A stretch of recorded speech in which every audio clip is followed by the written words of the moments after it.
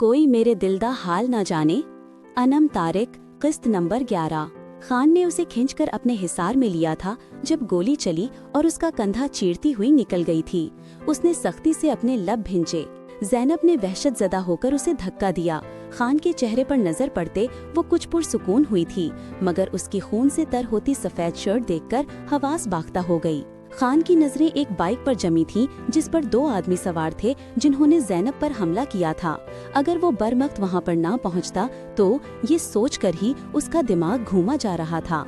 आंखें लाल अंगारा हो रही थीं। ज़ैनब की बाजू थामे वो गाड़ी तक आया। उसे गाड़ी में बैठाने के बाद वो खुद भी घूमकर बैठा था।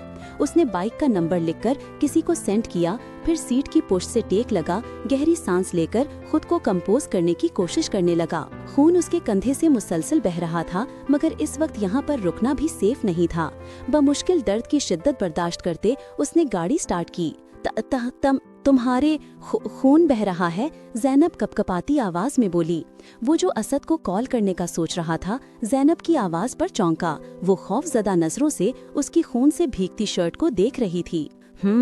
उसने हिनकारा भरा। नजरें सामने वेंट स्क्रीन पर मरकूज थीं। हॉस्पिटल पहले पट्टी। वो इस हद तक खौफजदा थी कि उससे बात तक नहीं की जा रही थी। अब के खान मुकम्मल तौर पर उसकी तरफ मुतवज्जे हुआ। ज़ैनब की नजरें उसके कंधे पर मरकूज थीं। गाड़ी में फर्स्ट एड बॉक्स मौजूद है, तुम कर दो पट्टी। खान संजीदगी से बोला। मैं क्यों? वो एकदम से पीछे होती दरवाजे के साथ लग कर बैठ गई, जैसे वो जबरदस्ती के हाथ में फर्स्ट एड बॉक्स थमा देगा। इन हालात में भी खान ने लब मुस्कुराए थे। क्यों? तुम क्यों नहीं? तुम्हारी वजह से मैंने गोली खाई है और तुम मेरे लिए इतना भी नहीं कर सकती। मुस्कुराहट दबाता संजीदगी से बोला। सॉरी। ज़ैनब के कब से रोके गए आंसू बहने लगे। वो लोग उसे मारने के लिए आए थे, ये सोच ही उसकी जान निकाल रही थी। अगर खान उस वक्त वहाँ पर ना आता तो उससे आगे वो सोच भी नहीं सकी। मैं तो तुम्हें बहुत बहादुर समझता था, पर तुम तो भीगी बिल्ली निकली। खान उसका ध्यान बटाने को बोला। तभी जोरदार किस्म की बिजली चमकी। ज़ैनब ने डर कर उसका बाजू पकड़ा और सर उसके कंधे पर टिकाकर जोर से आंखें मींची। खान कराह कर रह गया। वो उसके जख्मी कंधे को दुखा चुकी थी। एहसास होने पर एकदम से पीछे हटी। खान ने उसे देखकर सर झटका। इत्रो फ्लैट के सामने गाड़ी रोककर उसे ज़ैनब को उतरने का कहा। ज़ैनब गाड़ी से उतरकर उसके साथ चलने के बजाय वहीं पर खड़ी हो गई। खान उसे वहीं खड़ा छोड़कर चला गया। वो अनजान जगह पर खड़ी खान को सलावातें सुनाने लगी, जो उसे ना जाने कहाँ ले आया था और अब उसे तन्हा छोड़कर ना जाने कहाँ गायब हो गया था। कुछ देर बाद उसे असद अपनी जानिब आता हुआ दिखाई दिया। ज़ैनब को उसे वहाँ पर देखकर हैरत हुई। रस्मी गुफ्तगू के बाद असद ने उसे अंदर आने का कहा तो उसने सहूलत से इनकार कर दिया। अंदर आ जाती, बैठकर गपशप लगाते। गाड़ी रिवर्स करता बोला। वो ज़ैनब को घर छोड़ने जा रहा था। ज़ैनब की यूनिवर्सिटी से उसका फ्लैट नजदीक था, इसलिए खान उसे वहीं पर ले आया था, क्योंकि उसे गाड़ी चलाने में मुश्किल हो रही थी। असद उसकी बैंडेज वगैरह करने के बाद बाहर आया था। मामा और माही घर पर मेरा इंतजार कर रहे होंगे। वैसे भी मुझे काफी देर हो गई है। वो अब कुछ हद तक नॉर्मल हो चुकी थी। आज के वाक़े के बारे में तुम घर पर जाकर कुछ मत बताना, स्पेशली माहीन को। वो अपनी आखिरी बात पर जोर देता हुआ बोला तो ज़ैनब ने इस बात में सर हिला दिया। ज़ैनब को घर छोड़कर वो बाहर से ही वापस आ गया था। दिल बेचैन हुआ था। इतना करीब आकर बगैर उसे देखे, उससे बात किए वापस चले जाना बहुत मुश्किल लग रहा था, मगर वो अपने दिल की आवाज दबाता वापस मुड़ आया था। अभी वो इस एरिया में ही था जब उसके नंबर पर माहीन की कॉल आने लगी। इसने फोन साइलेंट पर लगा दिया। दिल की बेचैनी हद से सवा हुई। दिल बार बार कह रहा था कि उसे देखे बगैर तो पलट आए हो, अब इसकी आवाज तो सुन लो, मगर वो दिल की आवाज को बेदर्दी से रद्द करता फोन ऑफ कर गया था। ना जाने ऐसी कौन सी बात थी जो उसे ये सब्र करने पर मजबूर कर रही थी। है वो शश्तर सी अपने बाप को देख रही थी। कुछ देर के लिए तहरीम की भी सोचने समझने की सलाहियत सल्ब हो गई थी। ध्यान से, इतना महंगा जोड़ा है और तूने नीचे फेंक दिया। वक़ौर फर्श से लहंगा उठाता नागवारी से बोला और जबरदस्ती माहीन के हाथ में थमाता कमरे से बाहर चला गया। माहीन ने वहशत ज़दा नजरों से उस लहंगे को देखा। उसे यूं महसूस हुआ था जैसे उसने लहंगे की जगह दहकते हुए कोयले हाथ में ले लिए हों। वो उसे चारपाई पर फेंकती अपना फोन उठाकर वॉशरूम में चली गई। बेल जा रही थी, मगर वो फोन नहीं उठा रहा था। फिर उसका नंबर बंद जाने लगा। एक बार, 2 बार, 100 बार, बार बार डायल करने पर भी बंद ही जा रहा था। बाथरूम के दरवाजे से टेक लगाए वो बैठती चली गई थी। आंसू बिन बुलाए मेहमान की तरह खुद ब खुद बहने लगे। माहीन का दिल चाह रहा था कि धाड़े मार मार कर रोए। सर दरवाजे से टिकाकर वो आंखें मूंद गई। फिर एक ख्याल आने पर चौंक कर सीधी हुई। एक मैसेज टाइप करके असद को सेंड किया। बाहर से तहरीम और वकार की बहस करने की आवाजें आना शुरू हो गई थीं। वकार, खुदा के लिए ये जुल्म मत करो, इसका निकाह हो चुका है। तहरीम की आवाज उसके कानों से टकराई। बकवास मत कर, शादी रुकवाने के लिए ड्रामे नहीं कर। आज हर हाल में ये यहाँ से रुखसत होकर जाएगी। ए लड़की, दरवाजा खोलो। वो कालियां पकता वॉशरूम का दरवाजा खटखटाने लगा। माहीन को अपनी रूह खिंचती हुई महसूस हुई। कपकपाती बेजान टांगों से वो खड़ी हुई। अचानक उसके चेहरे पर तकलीफ के आसार ममाया हुए।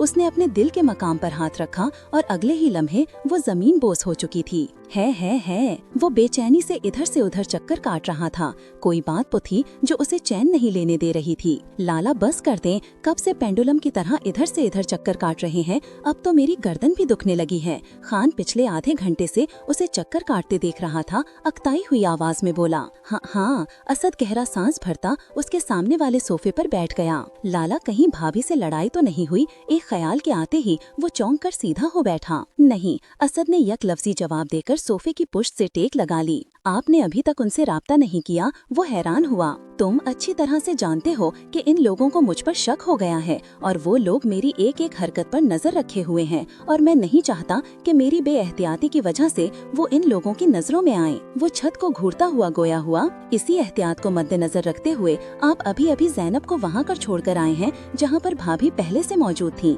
खान ने हल्का सा तंज किया तो वो सीधा हो बैठा। खान को एक घूरी से नवाजता अपने रूम में चला गया। शावर लेने के बाद वो लैपटॉप पर कुछ काम करने लगा। करीबन रात 8 बजे के करीब उसे अपना मोबाइल ऑन करने का ख्याल आया। फोन ऑन किया तो उस पर 20 मिस कॉल्स आई हुई थी। 8 माहीन की थी और 12 ज़ैनब की।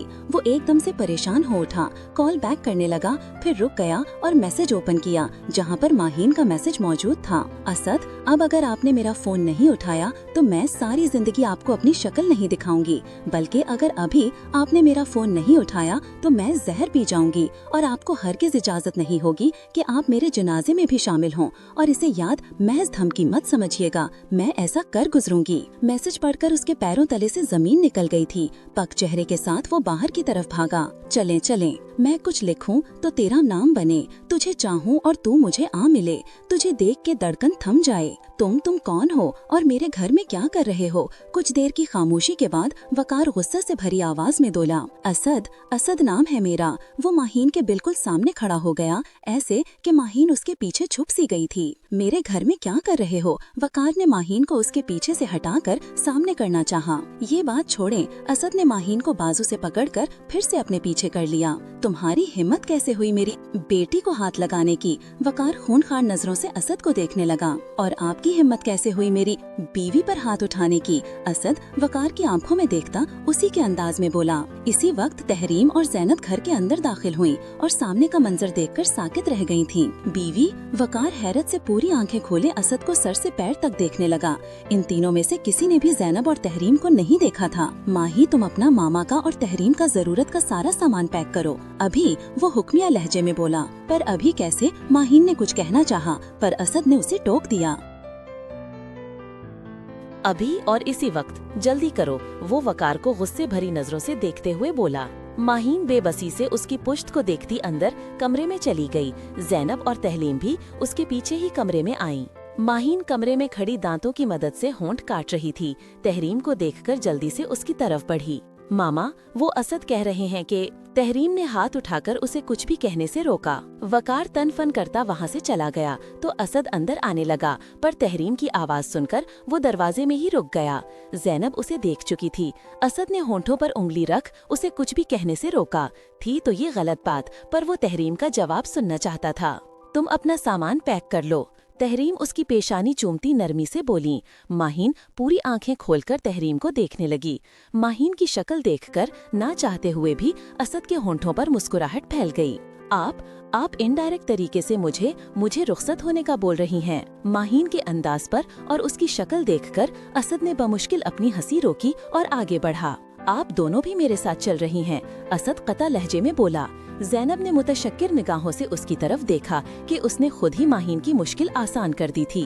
पर बेटा, तहरीम ने उसे कुछ कहना चाहा। बेटा सिर्फ कहती ही हैं, पर मानती नहीं है। उनके मजीद कुछ भी कहने से पहले ही वो बोल उठा था, मैं बाहर गाड़ी में आपका वेट कर रहा हूँ, थोड़ा जल्दी करें। उन्हें इसी पोजीशन में खड़ा देखकर धीमे लहजे में कहता वो बाहर चला गया।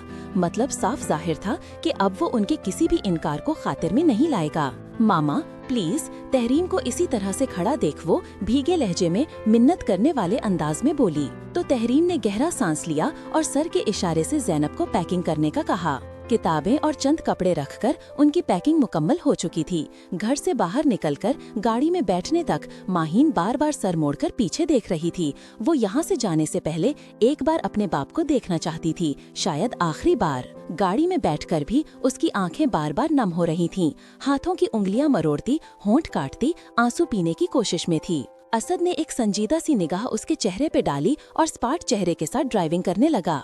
घर पहुंचकर असद ने उन्हें घर दिखाया था और माहीन को पूरे घर में से लॉन और अपना कमरा सबसे खूबसूरत लग रहा था। वो यहाँ पर अपनी बर्थडे वाले दिन आई थी, मगर उस दिन उसने अंदर से पूरा घर नहीं देखा था।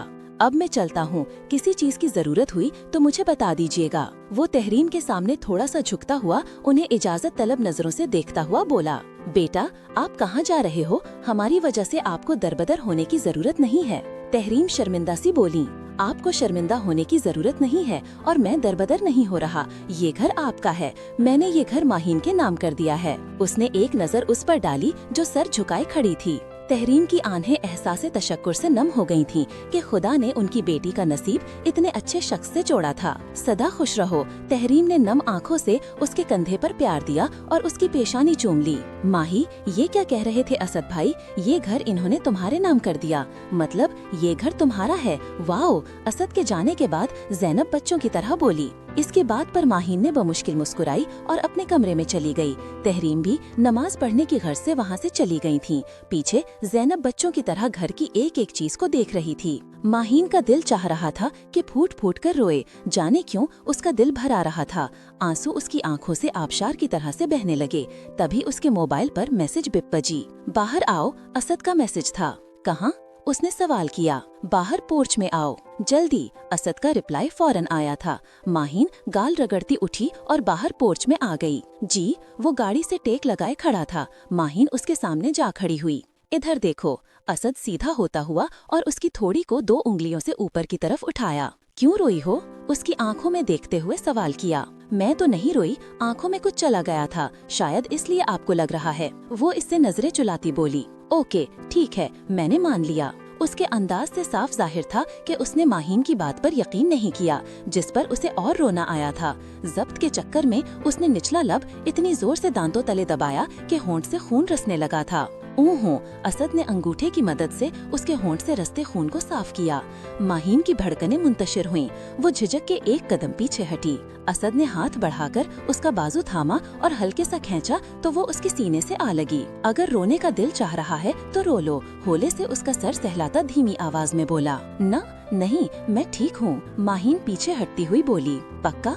असद ने एक आईब्रो उचकाकर पूछा। जी। माहीन ने होले से इस बात में सर हिलाया। गुड, चलो अब स्माइल दो। असद के कहने पर वो मुस्कुराई थी। असद ने आगे बढ़कर उसकी पेशानी चूमी और मुड़कर गाड़ी का दरवाजा खोला। माहीन ने कुछ कहने के लिए लब्बा किए, फिर रुक गई और मुत्तरिब सी हाथों की उंगलियां मड़ोड़ने लगी।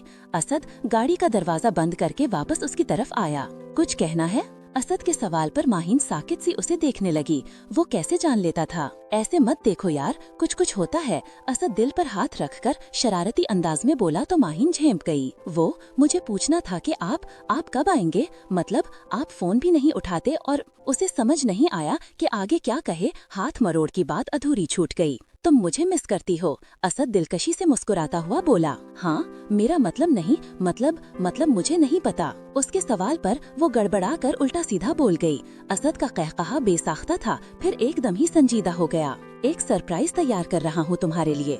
पता नहीं तुम्हें पसंद आता है या नहीं, पर तुम्हें वो सरप्राइज एक्सेप्ट करना पड़ेगा। स्पार्ट चेहरे के साथ अजीब लहजे में कहता वो वहाँ से चला गया। पीछे माहीन उसकी बात में उलझ कर रह गई थी। मुंह पर रुमाल बांधे वो एक कमरे में दाखिल हुआ। कमरे में गैर अंधेरा था। असद ने टॉर्च ऑन की। सामने टेबल, कमरे में दीवार के साथ आमने सामने 2 कुर्सियां पड़ी थीं, जिनके दरमियान में एक मेज था। मेज पर मुख्तलिफ किस्म के औजार पड़े थे, जबकि एक कुर्सी पर एक शख्स बंधा हुआ था। उसके मुंह पर भी कपड़ा दे रखा था। असद ने टेबल के करीब जाकर टॉर्च टेबल पर इस तरह से सेट की कि उसकी सारी रोशनी कुर्सी पर बंधे शख्स पर पड़ रही थी। दूसरी तरफ मुकम्मल अंधेरा था। असद कुर्सी की पुश्त से टेक लगाए टांग पर टांग चढ़ाए बैठ गया। कौन है? कुर्सी पर बैठा शख्स आहट महसूस करके बोला। क्या हुआ? डर लग रहा है साले साहब। असद इस्तेहज़ाइया अंदाज में बोला। गाली दे रहे हो मुझे?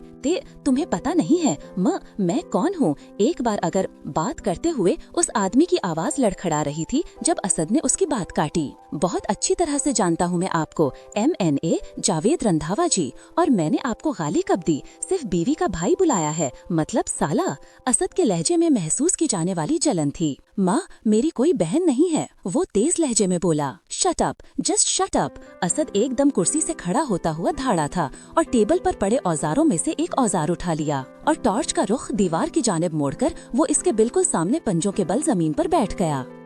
कहाँ जा रहे हो? माँ, मुझे खोलो। इसे लगा था कि शायद असद जा रहा है, इसीलिए जोर जोर से चिल्लाने लगा। बेफिक्र रहो, इतनी आसानी से तुम्हें छोड़कर नहीं जाऊंगा। असद उसके पैरों की रस्सी को थोड़ा सा ढीला किया और साथ कटर की मदद से उसके दाएं पैर के अंगूठे का नाखून उखेड़ दिया था। अगले ही लम्हे जावेद रंधावा की दर्दनाक चीखें कमरे में गूंजती माहौल को खौफनाक बना रही थीं, पर असद उसकी चीखों की परवाह किए बगैर अपने काम में सिर्फ था। वो उसके एक पाँव के सारे नाखून उखेड़ चुका था और अब उसने दूसरे पैर के अंगूठे पर कटर रखा और सर उठाकर उसे चीखता हुआ देखने लगा। मैंने तुम्हारे जिस्म से सिर्फ चंद नाखून जुदा किए हैं, सिर्फ चंद नाखून, और तुम्हें इतनी तकलीफ हो रही है। कभी उन लोगों के बारे में सोचा है जिनके जिस्म से दिल, जिगर और गुर्दे वगैरह निकाल कर बेचते हो? कभी उनके बारे में सोचा कि उन्हें कितनी तकलीफ होती होगी? असद चबा चबा कर कहता उसके दूसरे अंगूठे का नाखून भी उखेड़ चुका था। वो जो असद की बात पर साकित हुआ था बिलबिला उठा। इससे पहले कि असद मजीद कुछ कहता या फिर करता, उसका फोन बजने लगा। तुम्हारी किस्मत अच्छी है जो फिलहाल बच गए हो। धर का नंबर देखकर वो गहरा सांस लेता खड़ा हुआ था। पर तुम परेशान मत होना, मैं बहुत जल्द दोबारा आऊंगा तुमसे मिलने, तब फिर से कंटिन्यू करेंगे। फिलहाल के लिए खुदा हाफिज। असद अंदाजे से ही ठंडे लहजे में कहता वहाँ से निकल गया, पर इसके लफ्जों में छुपी धमकी मुखालिफ को कपकपाने पर मजबूर कर गई थी।